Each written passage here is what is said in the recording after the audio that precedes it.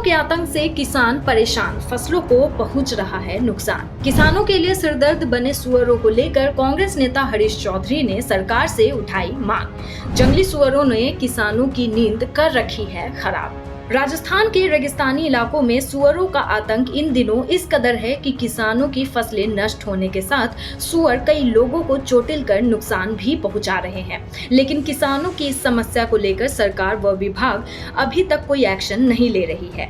वहीं इधर कांग्रेस पार्टी के राष्ट्रीय नेता व बायतू विधायक हरीश चौधरी इन दिनों लगातार जंगली सुअरों के आतंक को लेकर, किसानों की फसलों को लेकर व मानव जीवन की सुरक्षा के संबंध में सरकार से भी मांग कर रहे हैं। साथ ही उन्होंने मुख्यमंत्री भजन लाल शर्मा को पत्र लिखकर किसानों की इस ज्वलंत समस्या के स्थायी समाधान के लिए संबंधित विभाग को निर्देशित कर किसानों को राहत प्रदान करने का आग्रह किया है। वहीं इस मुद्दे पर अपनी पीड़ा जाहिर करते हुए उन्होंने कहा कि अगर इस तरह की बात करें तो दुनिया हम पर हंसती है, लेकिन आज प्रदेश में हजारों करोड़ रुपए के मानव संसाधन लगे हुए हैं, उसके बावजूद भी जंगली सुअरों के द्वारा फसलें नष्ट की जा रही है। चौधरी ने कहा कि यह समस्या कितनी बड़ी है वो किसान ही समझ सकते हैं। इससे प्रदेश के लाखों किसानों और प्रदेश को नुकसान पहुंच रहा है। इन सुअरों के आतंक से किसानों की रात की नींद खराब हो गई है। क्योंकि अपनी बात पर लोग हंसते हैं, अपनी पीड़ा पर दुनिया हंसती है। ये मैं कहने के लिए नहीं कह रहा हूं। आज राजस्थान के अंदर हजारों करोड़ रुपए की फसल और मानव संसाधन लगे हैं और ये फसलें खराब हो रही है जंगली सुअर के कारण, और दुनिया हंसती है इस समस्या के लिए।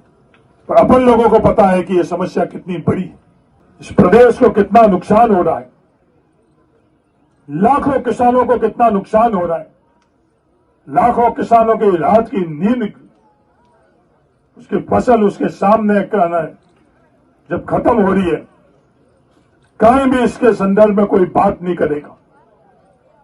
बात नहीं करना तो अलग बात, इसके संदर्भ में दुनिया हंसी उड़ाएगी।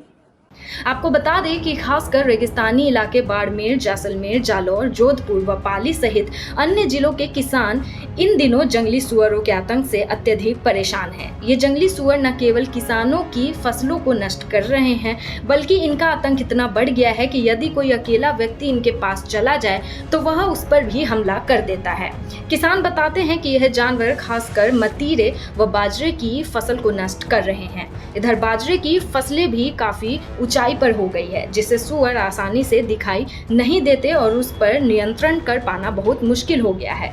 साथ ही सुअरों के कारण कई प्रकार की फसलों के नष्ट होने से किसानों को भारी आर्थिक नुकसान भी हो रहा है, जिससे वे अपने परिवार की दैनिक जरूरतों को पूरा करने में भी असमर्थ हो रहे हैं।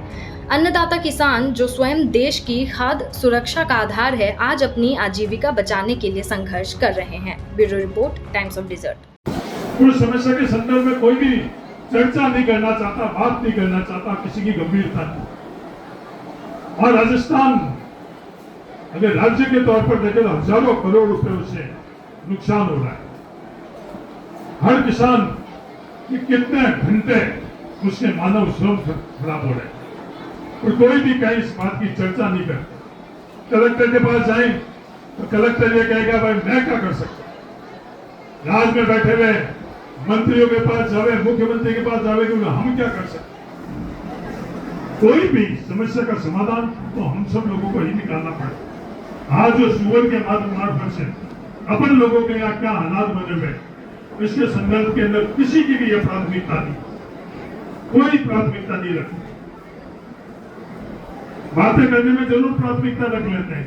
आज जोधपुर से जो गंदा पानी आ रहा दबाव डोली के अंदर, हजारों बीघा जमीन खराब हो चुकी, हजारों खेजड़े खत्म हो चुके, हजारों वहां हिरन खत्म हो चुके, तो किसी की भी प्राथमिकता नहीं।